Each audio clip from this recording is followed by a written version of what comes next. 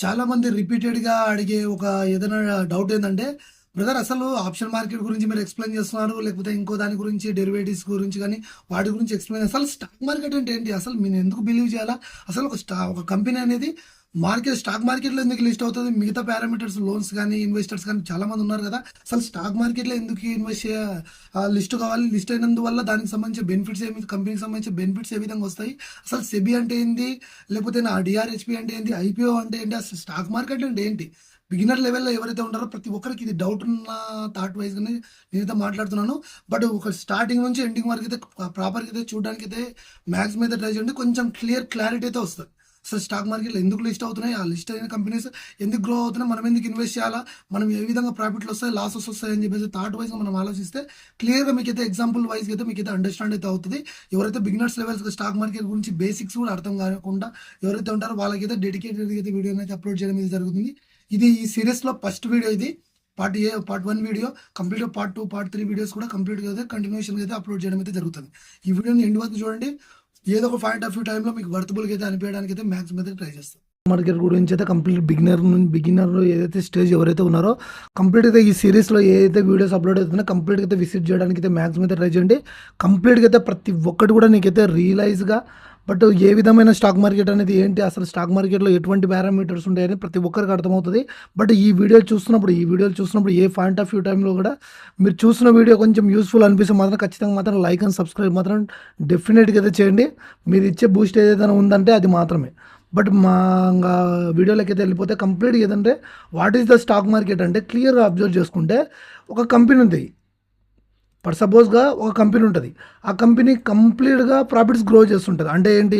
దాంట్లో ఒక కంపెనీ అనేది ఎవరో ఒక సమ్ పర్సన్ ఏదైతే ఎస్టాబ్లిష్ చేసింటాడో దాంట్లో మంచిగా ప్రాఫిట్స్ ఎర్న్ చేస్తుంటారు. అంటే మంచి గ్రోత్ ఉంటది. మంచి ప్రాఫిట్ ఎర్న్ చేస్తుంటారు. కాకపోతే ఏంటంటే ఎక్స్‌పాన్షన్ ఏదైతే కంపెనీ ఏదైతే ఉందో అది ఎక్స్‌పాన్షన్ కోసం అంటే సబ్ బ్రాంచెస్ గానీ, లేకపోతే యూనిట్స్ వైస్‌గా క్రియేషన్స్ కోసం గానీ అప్పుడు ఏం చేస్తా అంటే ఏం లేదు క్లియర్‌గా అబ్జర్వ్ చేసుకుంటే ఇది మెయిన్ బ్రాంచ్. ఇది ఎక్స్‌పాండ్ చేయాల. అంటే ఎక్స్‌పాండ్ అంటే ఏం లేదు. ఒక బ్రాంచి ఒక నియర్ బైలో ఉన్న హైదరాబాద్‌లో గాని, ఒక బ్రాంచ్ ఢిల్లీలో గాని, ఒక బ్రాంచ్ ముంబైలో గాని, ఒక బ్రాంచ్ బెంగుళూరులో గాని, ఈ బ్రాంచ్ నుంచి మొత్తం బ్రాంచెస్ పెట్టాలనుకుంటుంది. కాకపోతే ఏంటి? దీనికి మనీ కావాల.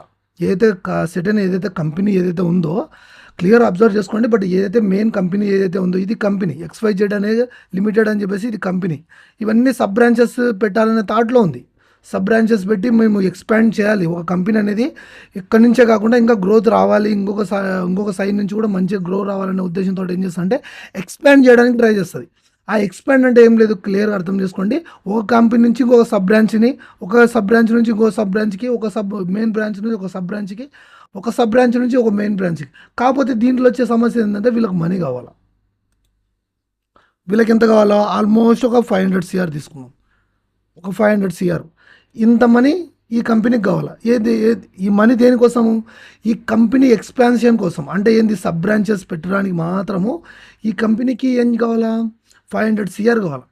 ఆల్మోస్ట్‌గా 500 సీఆర్ అనేది మనీ కావాలా. అప్పుడు ఏం చేస్తది? ఇప్పుడు మార్కెట్‌లో ఇప్పుడు కంప్లీట్‌గా మనము డీటెయిల్‌గా అయితే మాట్లాడుకోవాలనుకుంటే, ఈ కంపెనీకి ఒక XYZ లిమిటెడ్ అనే కంపెనీకి ఒక 500 సీఆర్ అనేది మనీ కావాలా. అప్పుడు ఏం చేస్తది? మేజర్‌గా మనకు తెలిసిన 3 కండిషన్స్ ఉంటాయి. ఆ 3 కండిషన్‌లో ఫస్ట్ నుంచి కండిషన్ వైస్‌గా మాట్లాడుకుంటే, ఫస్ట్ కండిషన్ ఏంటి? లోన్స్.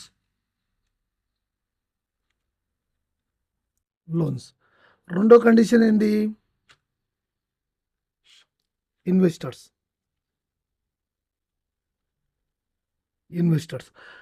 మూడో మూడో కండిషన్ ఏంటి? Stock market.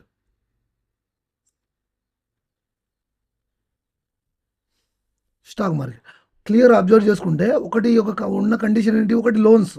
ఏదైతే బ్యాంక్స్ ఏవైతే ఉన్నాయో ఆ బ్యాంక్స్ నుంచి లోన్స్ తీసుకొచ్చి ఈ 500 సీఆర్‌ని తీసుకురావడం ఒక రూటు. ఏదో 500 సీఆర్ ఏదైతే ఉందో ఆ లోన్స్ వైజ్‌గా ఉంటుందో లోన్స్ బ్యాంక్స్‌లో గానీ ఇంకొక పెద్ద పెద్ద ఏదైతే అయితే గవర్నమెంట్ బ్యాంక్స్ కానీ ప్రైవేట్ బ్యాంక్స్ కానీ ఏవైతే ఉంటాయో ఈ 500 సీఆర్ ఇచ్చేంత కెపాసిటీ బ్యాంక్స్‌కి ఉంటది. కాబట్టి బ్యాంక్స్‌లో తీసుకురావచ్చు. కాబట్టి దీనికొచ్చిన మైనస్ పాయింట్ ఏంటంటే లోన్ తీసుకుంటే మైనస్ పాయింట్ ఏంటంటే ఇంట్రెస్ట్ పే చేయాల. ఇంట్రెస్ట్ పే చేయాల. అంటే ఏంటి? వడ్డీ. లోన్స్ ఏదైతే తెస్తామో మనం బయట ఊరికి క్యాజువల్గా వెళ్ళి తీసుకెళ్ళాలనుకున్నా కూడా లోన్స్కి ఇంట్రెస్ట్ పే చేయాల్సిందే కదా. ఈ 500 సిఆర్ కంటే చాలా పడుతుంది ఇంట్రెస్ట్. కాకపోతే ఏం చేస్తారంటే లోన్స్ తెచ్చినా ఇంకోటి తెచ్చినా వాళ్ళకు ఇంట్రెస్ట్ పే చేయాలనే థాట్‌తోటి ఈ లోన్స్ తీసుకురారు. ఆ కంపెనీ 500 సిఆర్‌ని లోన్స్ వైస్‌గా తీసుకొస్తే ఇంట్రెస్ట్ పే చేయాల. ఫర్ మంత్, ఫర్ ఇయర్‌కి, ఫర్ యాన్యువల్ కానీ అవన్నీ కానీ కంప్లీట్‌గా అయితే ఏం చేయాలి, 500 సిఆర్‌కి ఇంట్రెస్ట్ పే చేయాల్సిందే. ఇంట్రెస్ట్ అంటే ఆల్మోస్ట్ అంటే 500 సిఆర్‌కి ఎంత లేదన్నా అని ఆల్మోస్ట్ 60 సిఆర్, 40 సిఆర్ ఆల్మోస్ట్ లోన్స్కి ఇంట్రెస్ట్ పే చేయాల్సిందే కంప్లీట్గా ఈ కంపెనీ అనేది. అప్పుడు ఏం చేస్తారు, ఇన్వెస్టర్ జోలికి వెళ్తారు. ఈ బ్యాంక్స్ అనేది లోన్స్ అనేది పక్కన పెట్టేసి మళ్ళీ ఈ కంపెనీ XYZ లిమిటెడ్ అని చెప్పేసి ఇన్వెస్టర్స్ దగ్గరికి వెళ్తుంది. ఇన్వెస్టర్స్ అంత 500 సిఆర్స్ కూడా ఇంట్రెస్ట్ వైజ్ ఇచ్చేవాళ్ళు వాళ్ళు ఉంటారా అని చెప్పేసి మీరు అనుకోవచ్చు. కాకపోతే ఏంటంటే వెంచర్ ఇక్కడ మీరు అబ్జర్వ్ చేసుకోవాల్సింది ఏంటంటే ఉంటారు. ఎందుకు ఉంటారు? బట్ ఇక్కడ మీరు అబ్జర్వ్ చేసుకోవాల్సిందంటే బల్క్ అమౌంట్ను కూడా, బల్క్ మనీని కూడా ఇచ్చే వాళ్ళు మాత్రం ఉంటారు. ఖచ్చితంగా 100 to 99% అయితే ఉంటారు. ఈ బల్క్ మనీని ఇస్తారు దేనికి, కంపెనీ ఎక్స్పాన్షన్ కోసము 500 సిఆర్ని కూడా ఇచ్చేంత రేంజ్లో ఇన్వెస్టర్స్ ఉంటారు. బట్ వాళ్ళ దగ్గరికి వెళ్ళినా ఏం చేస్తారు, వాళ్ళు ఈ కంపెనీలో పార్షియల్ ఓనర్షిప్ని అయితే అడుగుతారు వాళ్ళు. అంటే పార్షియల్ ఓనర్షిప్ అంటే ఏం లేదు, మీకు ఒక 500 సిఆర్ మీకు అవసరం ఉంది, నీడ్ ఉంది, ఇస్తాము మేము.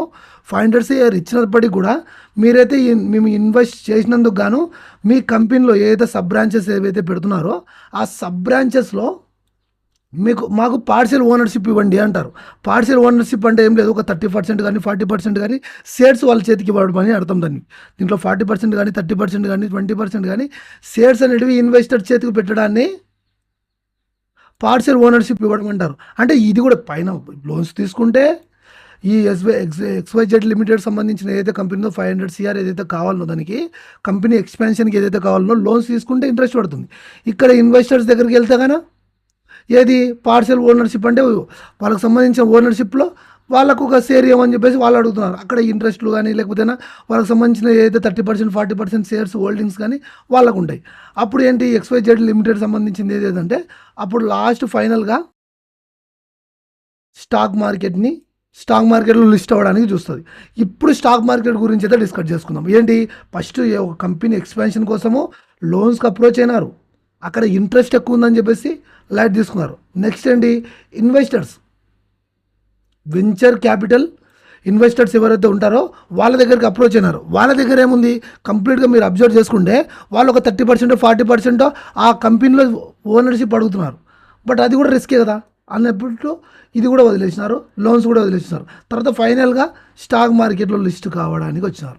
అంటే what is the stock market, ఇక్కడ మొదలవుతుంది. స్టాక్ మార్కెట్ అంటే ఏంటో క్లియర్గా మనం అబ్జర్వ్ చేసుకుంటే స్టాక్ మార్కెట్ అంటే ఏం పెద్దగా మీరు ఓవరాల్గా థింక్ చేసినా ఇంకో వైజ్గా థింక్ చేసినా కూడా స్టాక్ మార్కెట్ అంటే ఏం పెద్ద ఏదైతే కాదు. బట్ అప్పటికంటే ముందర మనం అండర్స్టాండ్ చేసుకోవాల్సింది సెబీ స్టాక్ మార్కెట్లో లిస్ట్ అవ్వాలనుకుంటుందంటే దాని మీనింగ్ ఏంటంటే ఎటువంటి సెబీ అంటే ఏంటి, సెబీ అంటే security and exchange board of India.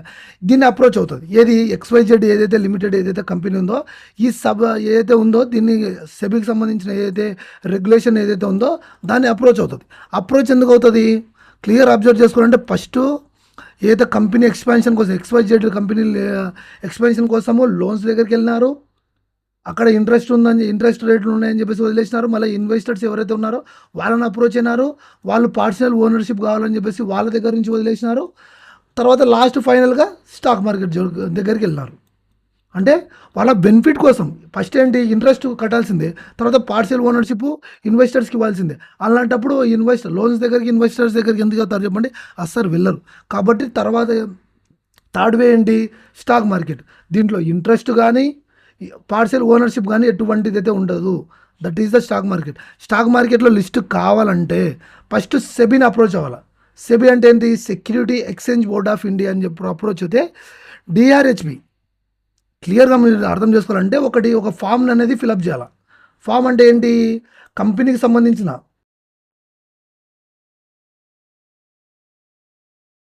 XYZ limited ఏదైతే కంపెనీ ఉందో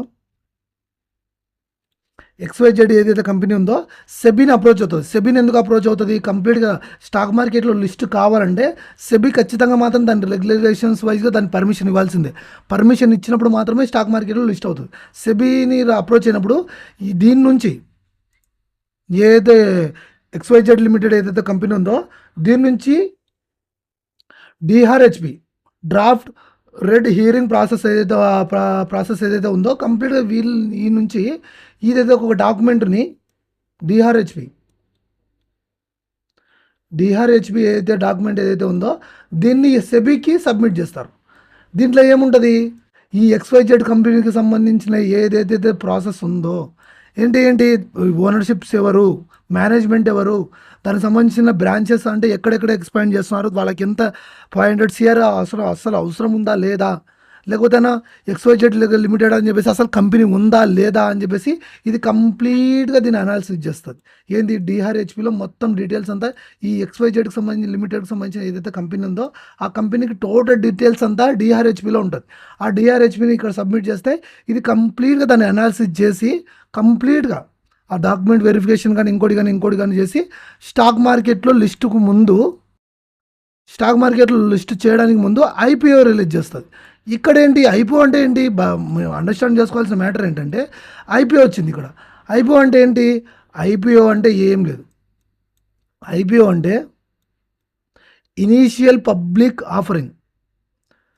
IPO అంటే ఏంటి, ఇనీషియల్ పబ్లిక్ ఆఫరింగ్ అంటే ఏంటి, ఒక స్టాక్ మార్కెట్ కంటే ముందు అంటే లిస్ట్ అవ్వడానికంటే ముందు మార్కెట్లో స్టాక్ మార్కెట్ లిస్ట్ అవ్వడానికంటే ముందు ఒకటి ఏదైతే సెబీ అప్రూవల్ అయిపోయిన తర్వాత ఫస్ట్ ప్రీమియం వైజ్గా అంటే ఏంటి, ఫస్ట్ ప్రైమరీ వైజ్గా చేసేదాన్ని IPO అంటారు. సెకండరీ మార్కెట్ వేరు, ప్రైమరీ మార్కెట్ వేరు. సెబీ అంటే ఏంటి, సెబీ అప్రూవల్ ఇచ్చిన తర్వాత IPO లాంచ్ చేయడానికి రెడీ చేసుకుంటుంది. ఏంది XYZ లిమిటెడ్ ఏదైతే కంపెనీ ఉందో దానికి ఎంత కావాలో 500 CR కావాలి. ఈ 500 CRకి సంబంధించిన ఏదైతే మనీ ఉందో IPO ద్వారా వాళ్ళు బయటికి తీసుకుంటారు. ఏ విధంగా రన్ అవుతుందంటే దానికి సంబంధించి ఎగ్జాంపుల్స్ కూడా ఇస్తాను చూడండి. ఇక్కడ మీరు అబ్జర్వ్ చేసుకుంటే ఈ కంపెనీ ఏం చేసింది, ON EMI టెక్నాలజీ సొల్యూషన్ అని చెప్పేసి ఇక్కడైతే ఏదైతే కనపడుతుందో ఇష్యూ డేట్ అని కనపడితే ఇక్కడ మెన్షన్ చేసినట్టు చూడండి. ఇష్యూ డేట్ అంటే ఏం లేదు, దానికి సంబంధించిన IPO ఎప్పుడు వస్తుంది దానికి సంబంధించిన డేట్ అనేది ఇది కంప్లీట్ పలానా డేట్లో దీనికి సంబంధించిన IPO వస్తుంది, పలానా డేట్ వరకు క్లోజ్ అవుతుందని చెప్పేసి స్టార్టింగ్ డేట్స్ నుంచి క్లోజింగ్ డేట్ వరకు ఎంటైర్ టోటల్ డీటెయిల్స్ని కూడా ఇదైతే మెన్షన్ చేయడం అయితే జరిగింది. అక్కడ కంప్లీట్గా ఎవరైతే ఇంట్రెస్టెడ్ ఉంటుందో పీపుల్స్కి చాలామందికి అయితే ఇంట్రెస్టెడ్ ఉంటుంది. ఎందుకంటే XYZ సంబంధించిన లిమిటెడ్ ఏదైతే కంపెనీ ఉందో ఈ XYZ ఏదైతే కంపెనీ ఏదైతే లిమిటెడ్ ఏదైతే కంపెనీ ఉందో ఆ కంపెనీ గురించి టోటల్ డీటెయిల్స్ తెలిసే ఉంటుంది. ఆ కంపెనీ వాళ్ళ నియర్ బైలో ఉంటుంది, లేకపోతే ఏదైనా కొంచెం బ్రాంచెస్ వైజ్ కానీ కొంచెం ఐడియా ఉంటుంది ఆ కంపెనీ గురించి. వాళ్ళు ఏం చేస్తారంటే IPOలు ఎప్పుడైతే వాళ్ళు రిలీజ్ చేస్తారో సెర్టెన్ డేట్ ఉంటుంది, ఒక డేట్ నుంచి ఒక డేట్ వరకు మాత్రమే స్టార్టింగ్ డేటు ఎండింగ్ డేటు. ఇక్కడ స్టార్టింగ్ డేట్ మెన్షన్ చేస్తారు, ఇక్కడ ఎండింగ్ డేటు. ఈ స్టార్టింగ్ నుంచి ఎండింగ్ బిట్వీన్లో ఏదైతే జరుగుతుందో దట్ ఈస్ ద IPOకి సంబంధించిన డేట్ అనమాట. ఇనీషియల్ పబ్లిక్ ఆఫరింగ్ అని చెప్పేసి ఏంటంటే ఒక కంపెనీ లిస్ట్ అవ్వకంటే ముందు XYZ లిమిటెడ్ ఏదైతే కంపెనీకి సంబంధించింది ఏదైతే స్టాక్ మార్కెట్లో లిస్ట్ అవ్వకముందో IPOని లాంచ్ చేస్తుంది. IPO సెర్టెన్ డేట్ నుంచి సెర్టెన్ డేట్ వరకు ఉంటుంది. అప్లై చేసిన ప్రతి ఒక్కరికి కూడా IPO అయితే రాదు, ఎవరికో బై లక్ ఉన్న వాళ్ళకి మాత్రమే వస్తుంది. వీళ్ళకి కావాల్సిన మనీ ఎంత 500 CR. ఆ 500 CR అనేది ఏం చేస్తుందంటే ఈ IPOలో ఏదైతే ఉంటుందో IPOలో ఏదైతే షేర్ అలాట్ చేస్తారో షేర్స్ వైజ్గా డివైడ్ చేస్తారు. ఎవరు XYZ లిమిటెడ్ సంబంధించిన ఏదైతే కంపెనీ ఉందో షేర్స్ వైజ్గా అలాట్ చేస్తారు. ఈ 500 CR కావాల్సిన ఎన్నైతే షేర్స్ ఉంటాయో ఆ షేర్స్ వైజ్గా వాళ్ళు షేర్స్ డివైడ్ చేసినప్పుడు మనం ఏదైతే IPOలో ఏదైతే మంచిగా ఉందని చెప్పేసి కంపెనీ ఏదైతే స్టార్ట్ చేసుకుని మనం ఏదైతే అప్లై చేస్తామో అప్లై చేసిన ప్రతి ఒక్కరికి రాదు. ఒకవేళ అప్లై చేసిన వాళ్ళకి వచ్చినప్పటికి కూడా 500 CR మాత్రమే వాళ్ళు కలెక్ట్ చేసుకుంటారు.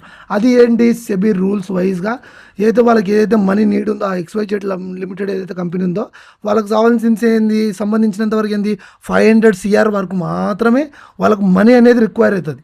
సో దట్ 500 CR మాత్రమే తీసుకుంటుంది, మిగతాది ఎట్టి పరిస్థితుల్లో మనకైతే తీసుకోవద్దు. కానీ మీకు ఒక డౌట్ రావచ్చు, మీకు డౌట్ రావచ్చు అంటే ఏం డౌట్ రావచ్చు అంటే మనం ఒక్కసారి లాంచ్ చేసిన తర్వాత IPOని లాంచ్ చేసిన తర్వాత మనీ వస్తుంది కదా, మనీ వచ్చిన తర్వాత మళ్ళీ షేర్స్ సెకండరీ మార్కెట్కి వస్తాయి కదా. సెకండరీ మార్కెట్ అంటే ఏం లేదు, మనం క్లియర్గా అబ్జర్వ్ చేసుకుంటే సెకండరీ మార్కెట్ అంటే ఏం లేదు. దాని గురించి డీటెయిల్గా మాట్లాడితే IPOని లాంచ్ చేసిన తర్వాత దానికి 500 CRని కలెక్ట్ చేసుకుంటుంది మార్కెట్.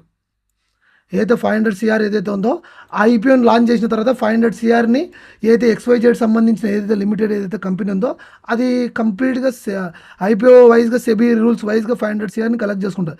ఆ 500 సిఆర్ని కూడా ఏం చేస్తుంది, వాళ్ళు ఏదైతే డెవలప్మెంట్ చేస్తామని చెప్పేసి సెబీకి ఏదైతే అప్లై చేసింటారో డిఆర్హెచ్పి దాంట్లో ఉన్న వైజ్గా మాత్రమే దాన్ని అయితే అలాట్కేట్ చేసుకుంటారు. ఆ క్యాపిటల్ని ఏదైతే మనీ ఏదైతే వస్తుందో దాన్ని చేసుకుంటారు. కాకపోతే ఏంటి, మనం రేపొద్దున ఇప్పుడు ఐపీఓస్ ఉన్నాయి, ఐపీఓస్ అయిపోయిన తర్వాత అయిపోయిన తర్వాత 500 సిఆర్ కలెక్ట్ అయిన తర్వాత సెకండరీ మార్కెట్లోకి లిస్ట్ అవుతుంది. That is the stock market. Primary market ఏంటి, ఐపీఓలో ఉన్నంత వరకు ప్రైమరీ మార్కెట్. సెకండరీ మార్కెట్ ఏంటి, స్టాక్ మార్కెట్. లిస్ట్ అయిన తర్వాత ఏంటి, మనకి ఏదైతే కంపెనీస్ ఉన్నాయో చాలా వైజ్గా కంపెనీస్ అయితే కనపడతాయి మనకు. సెకండరీ కంపెనీస్ అంటే ఏదైతే లిస్ట్ అయినాయో కంపెనీస్. బట్ ఒక సపోజ్గా మనము ఇక్కడ అనాలిసిస్ చూసుకుంటే మాత్రం టాటా మోటార్కి సంబంధించిన షేర్ అయితే ఇది. కాకపోతే మీరు అర్థం చేసుకోవాల్సింది ఏంటంటే టాటా మోటార్ ఎక్కడ స్టార్ట్ అయింది, ఇక్కడ ఆల్మోస్ట్ అండి ఈ రేంజ్లో అయితే స్టార్ట్ అయింది. కాబట్టి ఎంత ఏ ఇయర్, ఆల్మోస్ట్ 2021లో ఇది ఐపీఓ స్టార్ట్ అయింది. ఐపీఓ స్టార్ట్ అయిన తర్వాత సెకండరీ మార్కెట్లోకి ఎప్పుడు లిస్ట్ అయింది, ఆ ఏప్రిల్ ఇక్కడ ఏదైతే మెన్షన్ చేస్తున్నారో 30 ఏప్రిల్ 2021లో లిస్ట్ అయింది. అంటే సెకండరీ మార్కెట్ ఇది. ఇదంతా ఏం మార్కెట్, సెకండరీ మార్కెట్లోకి వచ్చింది. మార్కెట్ అనేది ఏం చేసిందంటే సెకండరీ మార్కెట్ అంటే మార్కెట్లో స్టాక్ను లిస్ట్ చేసిన తర్వాత సెకండరీ మార్కెట్ లాగా ఇక్కడ షో అవుతాయి. That is the secondary market. First market ఏంటంటే ప్రైమరీ మార్కెట్ ఏం లేదు. క్లియర్ అబ్జర్వ్ చేసుకుంటే ఫస్ట్ మార్కెట్ ఏదైతే ఐపీఓస్ ఏదైతే ఉందో that is the primary market. Secondary market ఏంటి, ఏదైతే ఐపీఓ వైజ్గా రిలీజ్ చేసినారో that is the secondary market. ఇంతే సింపుల్ వైజ్గా అయితే జరుగుతుంది. మనం ఏదైతే షేర్ని బై చేయడం ఏదైతే జరుగుతుందో సెకండరీ మార్కెట్కి వచ్చిన తర్వాత సెల్ అండ్ బై ఏదైతే చేస్తాం, అంటే సెల్ చేస్తాము తర్వాత బై చేస్తాం, ఇమ్మీడియట్గా బై అండ్ సెల్ జరిగిపోతుంటాయి. బికాజ్ ఎందుకు జరుగుతుందంటే అది సెకండరీ మార్కెట్లోకి వచ్చింది. ఐపీఓకు లిస్ట్ అయినప్పుడు ఏదైతే ఐపీఓ ఉన్నప్పుడు మీరు ఓన్లీ అప్లై చేయడం మాత్రమే మీ హ్యాండ్ ఓవర్లో ఉంటుంది. తర్వాత సెల్ అండ్ బై చేసేటప్పుడు అది ఐపీఓని మనం అప్లై చేసిన తర్వాత ఐపీఓ అనేది అందరికీ రావు. అయినప్పటికీ కూడా ఏంది, ఐపీఓ క్లియర్గా మీరు అబ్జర్వ్ చేసుకుంటే ఐపీఓలో ఉన్నప్పుడు మరి సెల్ అండ్ బై చేసినారా, లేదు. ఒకసారి బై చేసినారు, తర్వాత ఒక సర్టెన్ పీరియడ్ తర్వాత సెల్ చేసినారు. కానీ ఇక్కడ ఏంది, ఇమీడియట్గా బై అండ్ సెల్ చేయాలంటే ఇక్కడ రెండైతే మనకైతే టచ్ అయితే అవుతాయి. అదేంటంటే బిఎస్సి అండ్ ఎన్ఎస్సి. ఈ రెండు ముందరకు వస్తాయి. ఏంటి ఇది, బిఎస్సి అంటే ఏంటి, ఎన్ఎస్సి అంటే ఏంటి, ఇవి బై అండ్ సెల్ మనం ఒక ట్రిగ్గర్ కొట్టగానే మన ఏదైతే డిమాట్ అకౌంట్స్ ఏవైతే ఉన్నాయో ఆ డిమాట్ అకౌంట్స్ అంటే ఏం లేదు, కంప్లీట్గా డీమెటీరియలైజ్ అకౌంట్ అనమాట. బట్ డీమెటీరియలైజ్ అకౌంట్ అంటే ఇది ఐపీఓని ఎప్పుడైతే లాంచ్ చేస్తారో ఐపీఓకి సంబంధించిన గ్రో యాప్ కానీ ఏదైతే జీరోదా కానీ అబ్స్ట్రా కానీ ఏదైతే ఉందో దాంట్లో అప్లై అయితే చేసుకోవచ్చు ఐపీఓస్ని. కానీ సెల్ అండ్ బై చేయాలంటే దీంట్లో కూడా డిమాట్ అకౌంట్స్ అయితే ఉంటాయి. ఆ సెల్ అండ్ బై చేయాలంటే మాత్రం ట్రాన్సాక్షన్ ఎక్కడి నుంచి జరగాల, ఇక్కడ నుంచి అయితే జరగాల. బై కొడితే బై కావడం కానీ సెల్ కొడితే సెల్ కావడం కానీ జరిగేది బిఎస్సి అండ్ ఎన్ఎస్సిలో. బిఎస్సి అంటే ఏంది, Bombay stock exchange. And NSE అంటే ఏంది, నేషనల్ స్టాక్ ఎక్స్చేంజ్. అంటే ఏంటి, ఇవి రెండు మాత్రం రెగ్యులేషన్స్. అంటే బై అని సెల్ కానీ చేసినప్పుడు ఒక స్టాక్ని మన పోర్ట్ఫోలియోలో బిల్డ్ చేసుకోవడానికి కానీ క్రియేట్ చేసుకోవడానికి కానీ బిహైండ్లో ఉండి నడిపించేవి మాత్రం ఇవే. ఒకటి బై చేసినప్పుడే మన పోర్ట్ఫోలియో వచ్చి యాడ్ కావడానికి కానీ లేకపోతే XYZ లిమిటెడ్ ఏదైతే ప్రైమరీ మార్కెట్ నుంచి ఒక స్టాక్ మార్కెట్ లిస్ట్ అయిన తర్వాత మనం బై చేయడం కానీ సెల్ చేయడం కానీ హ్యాండ్ ఓవర్ కంప్లీట్గా చూసుకోవాలంటే బిఎస్సి ఎన్ఎస్సికి సంబంధించింది. మనం ఇక్కడ అబ్జర్వ్ చేయాల్సిన విషయం ఏంటంటే ఒక షేర్ అనేది బై చేసిన తర్వాత ఐపీఓ అయిపోయిన తర్వాత వాళ్ళకి ఏదైతే 500 సిఆర్ ఏదైతే కావాలో వాళ్ళకి వచ్చేసిన తర్వాత మళ్ళీ మనం ఏదైతే బై చేయడం కానీ సెల్ చేయడం కానీ చేస్తే వాళ్ళ చేతికి మనీ వెళ్ళదు. ఏదో కంపెనీ ఓనర్స్ ఎవరైతే ఉంటారో వాళ్ళకైతే మనీ అయితే వెళ్ళదు. బికాజ్ ఎందుకు వెళ్ళదంటే ఐపీఓకి సంబంధించి ఐపీఓని లాంచ్ చేసిన తర్వాత వాళ్ళకి కావాల్సిన మనీని అంతా తీసేసుకుంటారు. 500 సిఆర్ని వాళ్ళు తీసేసుకుంటారు. ఎవరైతే బై అండ్ సెల్ చేస్తున్నారో ఎవరైతే ఉన్నారో రీటైలర్స్ మధ్యలోనే ఎవరైతే నువ్వు కొంటున్నావు నేను అమ్ముతున్నా అనే పాయింట్ ఆఫ్ వ్యూ వైజ్గానే వాళ్ళు ఆలోచిస్తారు. కాబట్టి ఇదే రిపీట్ అవుతుంటుంది. మళ్ళీ మీరు ఒక స్టాక్ను బై చేసినా సెల్ చేసినా కంపెనీకి సంబంధించిన వాళ్ళకి సంబంధించిన ఎటువంటి లాస్ కానీ వాళ్ళకి ఎటువంటి ప్రాఫిట్ వెళ్ళదు, ఎటువంటి లాస్ వెళ్ళదు. కంప్లీట్ ఒక లిస్ట్ అయిన తర్వాత కంపెనీలో ఒక షేర్ అనేది ఒకరు అమ్మడం ఒకరు కొనడం జరుగుతుంటుంది. అవే బై అండ్ సెల్ జరుగుతుంటాయి. కాబట్టి ఇదే విధంగా రన్ అవుతుంటాయి. కానీ ఒకటి మీరు అబ్జర్వ్ చేసినారు, మార్కెట్ లాస్లో ఉందని చెప్పేసి అంటారు. లాస్లో ఉందంటే ఏం లేదు, ఒక కంపెనీ మార్కెట్లో స్టాక్ మార్కెట్లో లిస్ట్ అయిన తర్వాత ఒక సర్టెన్ పీరియడ్ తర్వాత ఒక సర్టెన్ టైం పీరియడ్ తర్వాత మార్కెట్లో ఎటువంటి కానీ ఆ కంపెనీ గ్రోత్లో కానీ లేకపోతే దానికి సంబంధించిన ఏ విధమైన కానీ ఏదైనా లోటుబాట్లు ఉంటే మాత్రం కంపెనీ మాత్రం లాస్ అవ్వడానికి ఛాన్సెస్ ఉంటుంది. అప్పుడు ఏంటంటే ఏదైతే కంపెనీ ప్రైస్ ఏదైతే ఉందో ఆ కంపెనీ ఏదైతే షేర్ ప్రైస్ ఏదైతే ఉందో ఆ షేర్ ప్రైస్ అనేది ఏంటి చిన్నగా డౌన్ఫాల్ అవుతుంది. అంటే ఒక సపోజ్కి XYZ లిమిటెడ్ కంపెనీ అనేది ఒక 30 రూపీస్కి మనకు స్టాక్స్ సెల్ చేస్తుంది అనుకుందాం, ఒక షేర్ని సేల్ చేస్తుంది అనుకుందాం. మార్కెట్లో కొంచెం ఒడిదుడుకులు రావడం వల్ల ఏం చేస్తుందంటే ఇది 50 రూపీస్కి పడిపోతుంది, ఇది 15 రూపీస్కి పడిపోతుంది.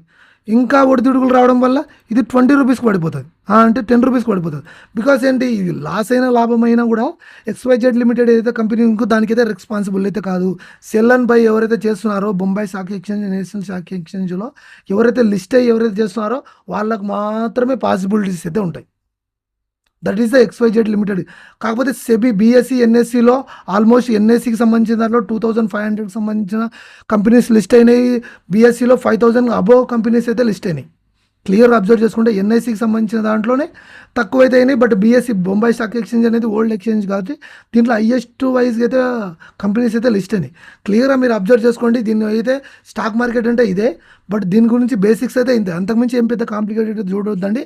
ఏం లేదు, XYZ సింపుల్ కట్గా చెప్పాలంటే XYZ కంపెనీకి సంబంధించిన ఏదైతే ఉందో 500 CA దాని ఎక్స్పాన్షన్కి సంబంధించిన 500 CR నీడ్ అయినప్పుడు దాన్ని ఏం చేస్తుంది, ఒక లోన్స్ దగ్గర నుంచి కానీ ఏదైతే ఇన్వెస్టర్ దగ్గర నుంచి తీసుకోవాలంటే ఇంట్రెస్ట్ కానీ పార్సల్ ఓనర్షిప్ కానీ ఇవ్వాలనే థాట్తోటి వాళ్ళు స్టాక్ మార్కెట్లో లిస్ట్ అవ్వడానికి అయితే మ్యాక్స్ మీద ట్రై చేస్తారు, స్టాక్ మార్కెట్లో లిస్ట్ అవ్వడానికి చూస్తారు. దానికంటే ముందు DRHPని సెబీకి అయితే సెక్యూరిటీ ఎక్స్చేంజ్ బోర్డ్ ఆఫ్ ఇండియాకి దానికైతే సబ్మిట్ చేస్తారు. వాళ్ళు వెరిఫికేషన్ కంప్లీట్ చేసి IPOని లాంచ్ చేస్తారు. IPO లాంచ్ చేసిన తర్వాత సెకండరీ మార్కెట్ స్టాక్ మార్కెట్లోకి లిస్ట్ చేస్తారు. ఆ స్టాక్ మార్కెట్ లిస్ట్ అవ్వడం అంటే ఏంటి, BSE NSEకి సంబంధించిన ఏవైతే రెగ్యులేషన్స్ ఏవైతే ఉన్నాయో వాటిలో స్టాక్ ఎక్స్చేంజెస్ ఏదైతే ఉన్నాయో వాటిలో లిస్ట్ అవుతుంది. లిస్ట్ అయ్యి మనకు బై అండ్ సెల్కు అవైలబుల్ అయితే ఉంటుంది. అంతే, సింపుల్గా అయితే ఇదే, అంతకుమించి ఏం పెద్ద కాంప్లికేటెడ్ చూడాల్సిన మ్యాటర్ అయితే లేదు. కాకపోతే మీరు అబ్జర్వ్ చేసుకోవాల్సింది ఏంటంటే స్టాక్ అంటే ఏంటి, చాలామంది వింటుంటారు మీరు. స్టాక్ అంటే ఏంటి, షేర్ అంటే ఏంటి అని చెప్పేసి డిఫరెన్స్ మీకు చాలామందికి అయితే తెలియస్తుండదు. బట్ క్లియర్గా అబ్జర్వ్ చేసుకుంటే స్టాక్ అంటే ఏంటి, షేర్ అంటే ఏంటి ఏం లేదు. మన పోర్ట్ఫోలియో ఒక కంపెనీకి సంబంధించింది, ఒక XYZకి సంబంధించిన ఏదైతే కంపెనీకి సంబంధించిన షేర్స్ మన దగ్గర ఉంటే దాన్ని షేర్స్ అంటారు. కానీ XYZ కంపెనీకి సంబంధించిన మన పోర్ట్ఫోలియోలో ఒక కంపెనీకి సంబంధించిన షేర్స్ కాకుండా మల్టిపుల్ కంపెనీకి సంబంధించిన ఏవైతే షేర్స్ మన దగ్గర అవైలబుల్ ఉంటాయో వాటిని స్టాక్స్ అంటారు. అంతకుమించి ఏం పెద్ద కాంప్లికేటెడ్గా చూడాల్సిన పని అయితే లేదు. సెబీ XYZ సంబంధించింది ఏదైతే ఉందో లోన్స్కి ఇన్వెస్టర్స్ దగ్గరికి వెళ్ళినప్పుడు ఇంట్రెస్ట్ పే చేయాలా, పార్సల్ ఓనర్షిప్ ఇవ్వాలనే భయంతో సెబీ ఏదైతే స్టాక్ మార్కెట్లో లిస్ట్ అవ్వడానికి చూస్తుంది దానికంటే ముందు సెబీకి దగ్గరికి వెళ్ళి DRHPని సబ్మిట్ చేసి వాళ్ళు వెరిఫికేషన్ చేసి IPOని లాంచ్ చేస్తే IPO నుంచి స్టాక్ మార్కెట్ లిస్ట్ అయిన తర్వాత మనం బై అండ్ సెల్ చేయడానికి అవైలబుల్ అయితే ఉంది. తర్వాత టాపిక్ తోటి కంప్లీట్గా అయితే మనం అయితే సిరీస్ని అయితే కంటిన్యూ అయితే చేద్దాం. Thank you for watching.